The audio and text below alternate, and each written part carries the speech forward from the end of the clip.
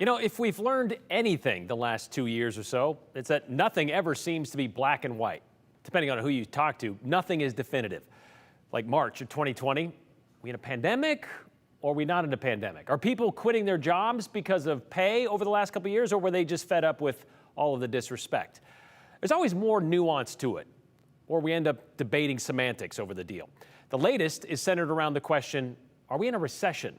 The country's gross domestic product has dropped for 6 months now, and according to many, well, that is the definition of a recession. The White House, though, says otherwise. We're not in a recession. Well, to further this argument over analysis, here's Andrew Bartline. Spend time practicing law in the city of trees, and you'll get a good idea of who lives in the town around you. 99% are average people, and I would say the median income is between $35,000 and $60,000. Max Williams is talking about his clients. He's a bankruptcy attorney. The average bankruptcy debtor is middle class. They're not wealthy, not even remotely. Assets, including a car or a house, are often all Williams' clients own. They have very little cash. I'm probably 25 to 30% busier than I was last year.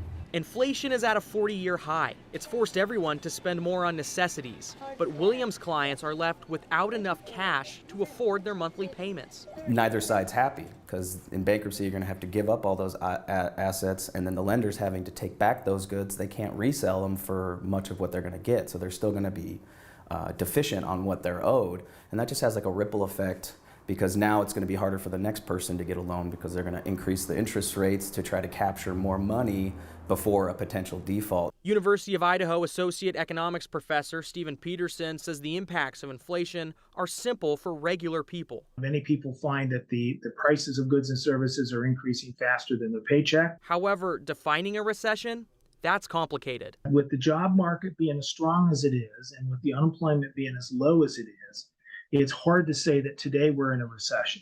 The most recent numbers from the Bureau of Labor Statistics show the unemployment rate is at 3.6%. And through the month of June, the United States added 372,000 jobs. Because of these figures, Peterson says defining a recession based only on GDP decline is too simple. I've often wondered whether that definition was an urban legend or not. Who made that up? Do you have any idea? I don't know. In fact, in one of the textbooks I use, that's the definition the author uses for a recession. I think in one sense, it's a simplified way to indicate to the public when recessions happen, right? But the reality and how it's done is far more complicated. But Peterson says inflation should still cause concern. If I were going to make a prediction, I would probably be in the crowd that would say that by next year we'll be in a recession. To lower the inflation rate, the Federal Reserve is increasing interest rates by 0.75%. They know they're hitting a break. The idea is to lower demand for borrowing money, but that break can come with serious consequences. So it's going to be very difficult for the Fed to pull off breaking inflation without inducing a recession. You don't have to look far to see it. A rise in bankruptcies, though, is another one of those warning signs. If you want an idea of where the economy's headed, the signs are right here at home. You know, they have houses, they have cars, their kids are being sent to school, but if you actually look at their books, they're not liquid at all. They are asset rich, and that's a perfect storm for bankruptcy. Williams says not all of his new clients are declaring bankruptcy, but out of that 25 to 30% increase in business, these people are at the very least considering it and evaluating their options, which is a tough spot to be in, Brian. You think of it, you set up a life, you're borrowing money for assets you believe you can afford.